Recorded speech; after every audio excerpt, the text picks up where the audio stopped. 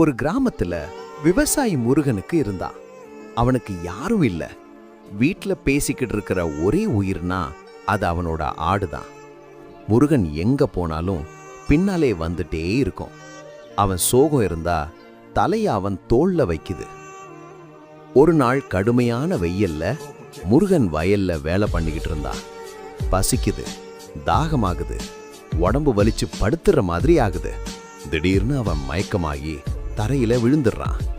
அதை பார்த்து அவனோட ஆடு அதிர்ச்சியோட ஓடி போய் குளத்துல தன் தாடிய நனைச்சிட்டு அதை மெதுவா முருகனின் வாய்க்கு தொட்டு ஈரத்தை தர ஆரம்பிச்சுது. அவன் கண்கள் திறந்து கண்ணீரோட ஆட்டை கட்டி பிடிச்சான். நான் உன்னை கவனிச்சேன், ஆனா நீயே என்னை காப்பாத்தின அப்படின்னு அந்த விவசாயி முருகன் சந்தோஷப்பட்டான். ஆனா அவனோட ஆடு மட்டும் அழுவுது. என்னென்றால், நீங்க இன்னும் லைக், ஷேர், சப்ஸ்கிரைப் பண்ணல.